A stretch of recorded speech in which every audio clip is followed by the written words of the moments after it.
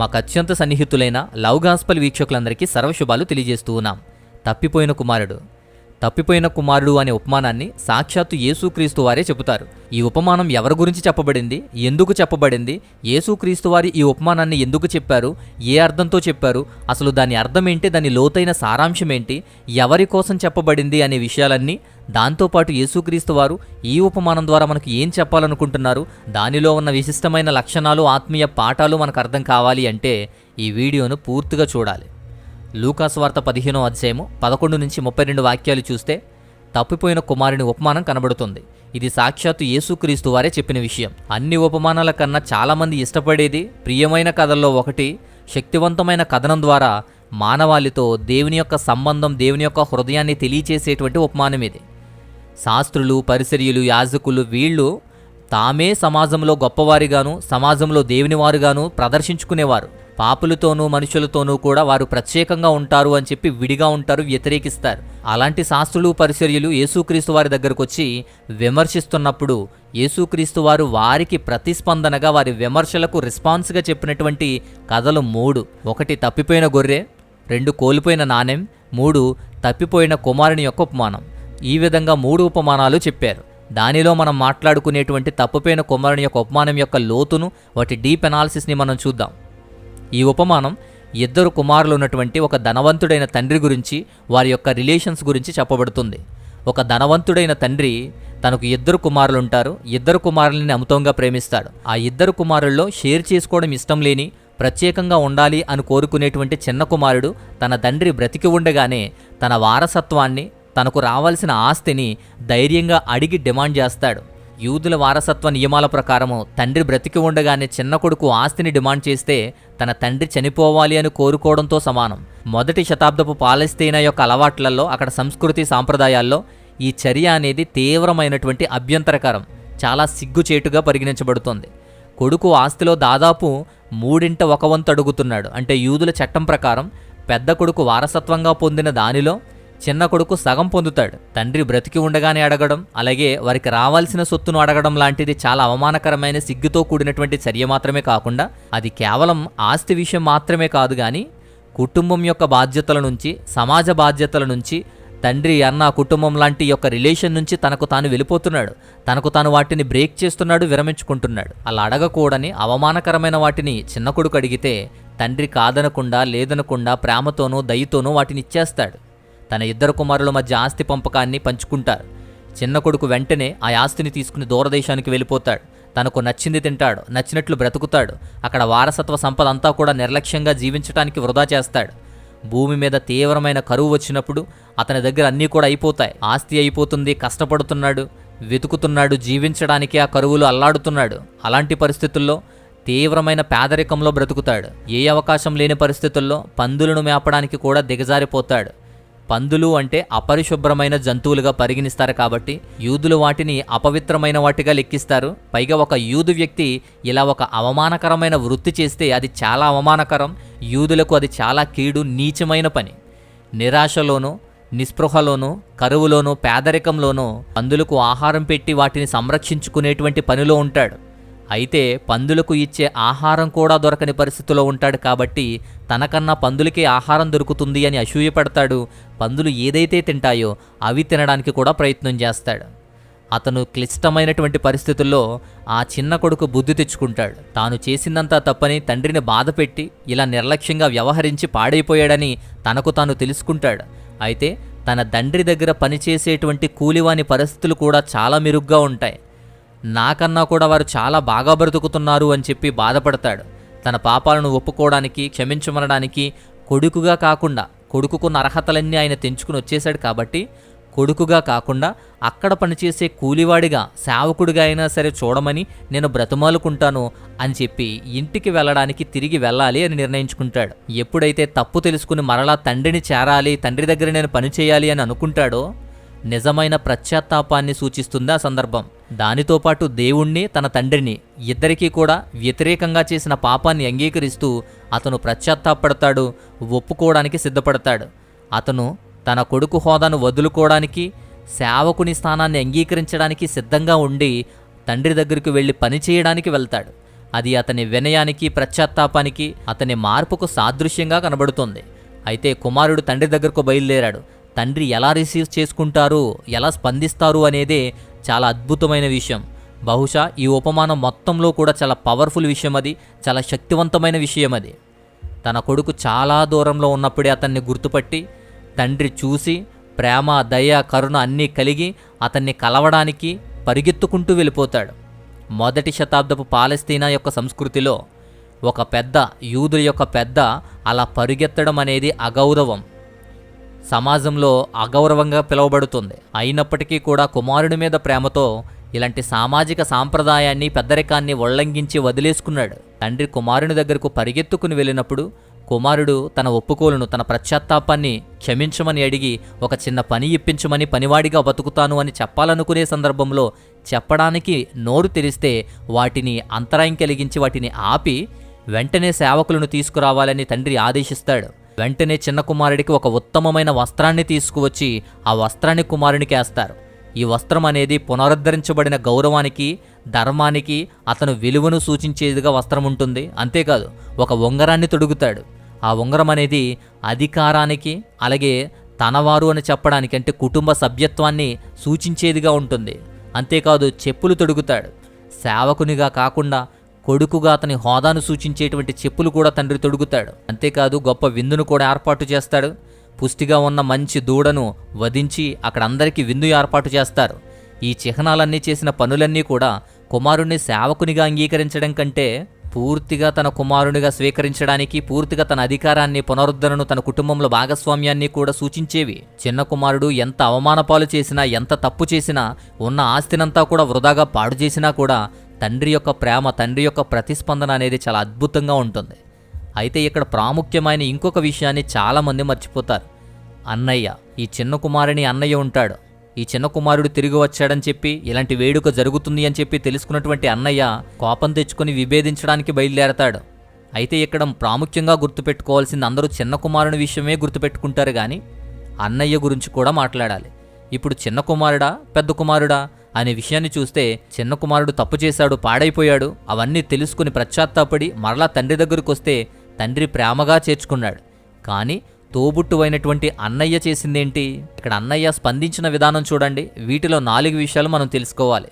ఒకటి, సెల్ఫిష్నెస్. తన గురించి తాను, పైగా తాను చేసినటువంటి సేవ, తాను ఉన్నటువంటి విధేయతను నొక్కి చెబుతాడు తండ్రితో. తన తండ్రితో తన సంబంధాన్ని ప్రేమ గురించి, యోగ్యత గురించి కన్నా అతను చేసిన పనుల గురించి, అతను ఉన్నటువంటి విశ్వాసం గురించి మాత్రమే కోట్ చేసి చెబుతాడు. ఇక రెండో విషయం, అసూయపడ్డం, ఆగ్రహం తెచ్చుకోవడం, కోపించడం, అసూయపడ్డం. అతని కోపం తనను తాను ఇతరులతో పోల్చుకోవడాన్ని బట్టి వచ్చింది. చిన్న కుమారునితో పోల్చుకోవడాన్ని బట్టి వచ్చింది. అన్యాయం చేసినందుకు తమ్ముని మీద ద్వేషాన్ని కలిగి ఉండడం వల్ల అతను ఇలాంటి విష ప్రభావాలను కనపరిచాడు. ఇక మూడో విషయం, కృపా కనికరం లేకపోవడం. అతని తమ్ముడే కానీ క్షమించలేకపోతున్నాడు. దయ లేదు, ప్రేమ లేదు, అలాంటి అవగాహన చూపించడం లేదు. అంతేకాదు తన తండ్రి దయకు కూడా అర్హుడు కాదని చెప్పి తండ్రిని కూడా చూడొద్దు అంటున్నాడు. తన సహోదరుణ్ణి తండ్రి దయకు కూడా అర్హుడు కాదని చెప్పి భావిస్తున్నాడు. ఇక నాలుగో విషయం, కుటుంబం నుంచి వ్యతిరేకంగా, కుటుంబం నుంచి దూరంగా మాట్లాడడం. అంటే చిన్న కుమారుడి కుటుంబానికి సంబంధం లేదు అన్నట్టు. అతను నా సహోదరుడు, నా తమ్ముడు అనకుండా నీ కొడుకు అని సూచిస్తాడు. అంటే ఎలాంటి వ్యతిరేకతను, ఎలాంటి తిరస్కరణను చూపిస్తున్నాడో మనం ఇక్కడ అర్థం చేసుకోవాలి. ఇప్పుడు చిన్న కుమారుడా, పెద్ద కుమారుడా అని మాట్లాడితే మనకు ఈ ఉపమానం చక్కగా అర్థమైనట్లు మనకు కనబడుతుంది. ఈ విషయంలో చిన్న కుమారునికి సపోర్ట్ చేస్తారా, పెద్ద కుమారునికి సపోర్ట్ చేస్తారా అనేది కింద కామెంట్లో తెలియజేయండి. ఈ ఉపమానాన్ని క్లియర్గా అర్థం చేసుకోవడానికి ఒక చిన్న మాట చెప్తున్నాను. ఈ ఉపమానంలో తండ్రి అనేది దేవుడు, తండ్రిగా ఉన్నది దేవుణ్ణి సూచించేది. అలాగే అన్యులకు, తప్పిపోయిన వారికి, పాపులకు కూడా చిన్న కుమారుడు అని సూచించేది. ఇక అన్నయ్య అనే పాత్ర శాస్త్రులు, పరిసర్యులు, యాజకులను సూచించేది. ఎందుకు అంటే తండ్రి అయినటువంటి దేవుని దగ్గరే అన్నయ్య ఎప్పుడూ ఉన్నాడు అని చెప్పి శాస్త్రులు, పరిసర్యులు, యాజకులు వీరంతా కూడా దేవుని వారం, తండ్రి వారం అని చెప్పుకుంటూ లోకానికి వ్యతిరేకంగా మారిపోతున్నారు. అన్యులు, తప్పిపోయిన వారు, పాపులు కూడా ఈ కుమారుని వలె తప్పిపోయినప్పటికీ మరలా తండ్రిని చేరుకోవడానికి ప్రయాసపడేటువంటి పశ్చాత్తాపము, కరుణ ఇవన్నీ కూడా దేవుడు తాను ఎలా అయితే హృదయానుసారంగా ప్రేమిస్తాడో, పాపులను చేరదీస్తాడో తెలిపేటువంటి వర్తమానమే. అలాంటి ఉపమానమే అన్నయ్య లాంటి శాస్త్రులు, పరిసర్యులు, యాజకులు, తండ్రి లాంటి యేసుక్రీస్తు వారు చిన్న కుమారులాంటి పాపులకు చేసినటువంటి పరిచర్యను విమర్శించినందుకే.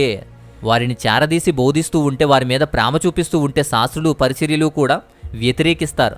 అందుకే వారు విమర్శిస్తారు. విమర్శించిన వాటికి యేసుక్రీస్తు వారే ఈ ఉపమానం ద్వారా బుద్ధి చెబుతారు. ఈ ఉపమానం యొక్క సారాంశ మూలం ఏంటంటే, యేసుక్రీస్తు వారు పన్నులు వసూలు చేసేవారితో గాని పాపులతో గాని కలిసి భోజనం చేసినందుకు పరిసర్యులు, మతనాయకులు, శాస్త్రులు వీరంతా కూడా ఖండించి విమర్శిస్తున్నప్పుడు యేసుక్రీస్తు వారు వారికి ప్రతిస్పందనగా రెస్పాన్స్ ఇస్తూ ఈ ఉపమానాన్ని చెప్పారు. మతపరమైన ఉన్నత వర్గాల నాయకులలాగా, వారికే ధర్మశాస్త్రం తెలిసిన నీతిమంతుల్లాగా, స్వనీతిమంతుల వైఖరిని చూపించేవారిలాగా, సమాజంలో పెద్దరికాన్ని సవాలు చేసేవారిలాగా వారు జీవిస్తూ ఉంటే, పశ్చాత్తాపడి దేవుని దగ్గరకు వచ్చిన పాపుల పట్ల దేవుని యొక్క హృదయాన్ని, ప్రేమను ప్రదర్శించేదే ఈ ఉపమానం యొక్క సారాంశం. ఈ ఉపమానంలో ఉన్న లోతైన అర్థాలేంటో తెలుసా? దానిలో మొదటిది దేవుని ప్రేమ, షరతులు లేని ప్రేమ. ఈ ఉపమానంలో తండ్రి అంటే దేవుని సూచించేది అని చెప్పాను. షరతులు లేనిది, నిస్వార్థమైంది. ఈ దేవుని ప్రేమ మానవ యోగ్యత గాని, మానవుని యొక్క నీతి మీద గాని, వారి యొక్క పనితీరు మీద గాని ఆధారపడి ఉండదు. దేవుని స్వభావం నుంచి, మానవ స్వభావం, వారి పశ్చాత్తాపం, వారి హృదయ స్వభావం నుంచే ప్రవహిస్తుంది. తండ్రి ఆసక్తిగా చూస్తూ తన తారి తప్పిన కొడుకులను ఆలింగనం చేసుకోవడానికి పరిగెత్తాడు. దేవుడు తన వైపు తిరిగే వారితో సంబంధాన్ని ఎలా కోరుకుంటాడో, ఎలా ఆహ్వానిస్తాడో, ఎలా ప్రేమిస్తాడో చెప్పేటువంటి విషయం ఇది. ఇక రెండవది, పశ్చాత్తాపం యొక్క పవర్ తెలియాలి. ఈ చిన్న కొడుకు యొక్క ప్రయాణం అంతా కూడా పశ్చాత్తాపం గురించి చెప్పేదే. పశ్చాత్తాపము దాని ముఖ్యమైనటువంటి స్వభావం గురించి చెప్పేదే. మార్పు చెందిన చర్యలకు దారితీసేటువంటి నిజమైన మారు మనసు గురించి, నిజమైన పశ్చాత్తాపం గురించి ఇందులో చెప్పబడింది. పాపము దాని యొక్క పరిణామాలను గుర్తించాడు, దేవుని ముందు తప్పును అంగీకరించాడు, పాపం నుంచి పాపాన్ని విడిచిపెట్టి మరలా దేవుని వైపు నిజమైనటువంటి ఒక స్టెప్ తీసుకున్నాడు. ఆ తర్వాత దేవుని దయ మీద, ఈ వినయం మీద ఆధారపడ్డాడు. పశ్చాత్తాపం అంటే కేవలం జాలిపడ్డం కాదు, హృదయంలోనూ ప్రతి దశలోనూ కూడా, ప్రతి దిశలోనూ కూడా పరివర్తన కలిగి ఉండాలి. ఈ ఉపమానంలో చెప్పబడిన నిజమైన పశ్చాత్తాపం సంభవించినప్పుడు నిజమైన క్షమాపణకు తలుపులు తెరుస్తుంది. ఇక మూడవది, దేవుని యొక్క కృప, దేవుడు ఎలా పునరుద్ధరిస్తాడు అనేది. తండ్రి యొక్క ప్రతిస్పందన దేవుని కృప యొక్క అద్భుతమైన స్వభావాన్ని తెలియచేసేది. శిక్షకు అర్హులైనప్పటికీ కూడా వారికి అందని యొక్క అనుగ్రహాన్ని దేవుడిస్తాడు. తిరిగి వచ్చిన తన కొడుకును ఉపన్యాసం చేయడానికి లేదా శిక్షించడానికి కూడా ఇష్టపడలేదు. తండ్రి వెంటనే అతనికి ఉత్తమమైన వస్త్రాన్ని, అంటే ఒక గౌరవాన్నిచ్చి, ఉంగరాన్ని తొడిగాడు, అంటే ఒక అధికారాన్నిచ్చి, చెప్పులు తొడిగాడు, అంటే బానిసత్వం కాదు, స్వేచ్ఛనిచ్చాడు. పూర్తిగా కుమారతత్వానికి తన కుమారునిగా తీసుకున్నాడు. ఇలాంటి పునరుద్ధరణ, ఇలాంటి రెస్పాన్స్ అనేది క్షమాపణ కన్నా ఎక్కువే ఉంటుంది. పాపులు పశ్చాత్తాపడినప్పుడు, దేవుని వైపు చేరుకున్నప్పుడు పరలోకంలో కలిగే ఆనందాన్ని ఒక వేడుక, ఒక విందు ద్వారా ప్రదర్శించబడింది. అలాంటి ఉపమానంలో ఉన్నటువంటి సారాంశం ఇది. అంతేకాదు, అసలు ఈ పాఠం ఎందుకు, ఈ ఉపమానం ఎందుకు అంటే, ఇది మనకు అన్వయించాలి, సార్వత్రిక సంఘానికి అన్వయించుకోవాలి. ప్రతి వ్యక్తి ఏదో ఒక సమయంలో దారి తప్పిపోతాడు, తప్పిపోయిన కుమారుడిగా వ్యవహరిస్తాడు. దేవుని నుంచి వారిని వేరు చేసేటువంటి కోరికలు కోరుకుంటాడు, అలాంటివే చూస్ చేసుకుంటాడు. ప్రతి విచ్ఛిన్నమైపోయిన ప్రతి సంబంధము కూడా, ప్రతి ఒక్కరూ బాధపడేటువంటి, అపరాధం చెందేటువంటి పరిస్థితుల్లో ఉంటే, అలాంటి అర్థం చేసుకునేటువంటి శోధనలోనే ఈ కథ ఏమందిస్తుంది అంటే, ఈ ఉపమానం ఏం చెబుతుంది అంటే, ఎంత పాపంలో పడినా, ఎంత దూరం వెళ్ళినా కూడా వారికి మరలా ఆశ కల్పిస్తుంది. సిగ్గు కానీ, అపరాధం కానీ, అపరాధ భావన కానీ, వాటితో పోరాడుతూ ఎదుర్కోలేని పరిస్థితుల్లో ఉన్న వారికి ఓదార్పునిస్తుంది. అంతేకాదు, స్వనీతి మీద ఆధారపడి నీతిని వెతికి వాటిని సవాల్ చేసేవారికి గొప్ప సవాలుగా మారుతుంది.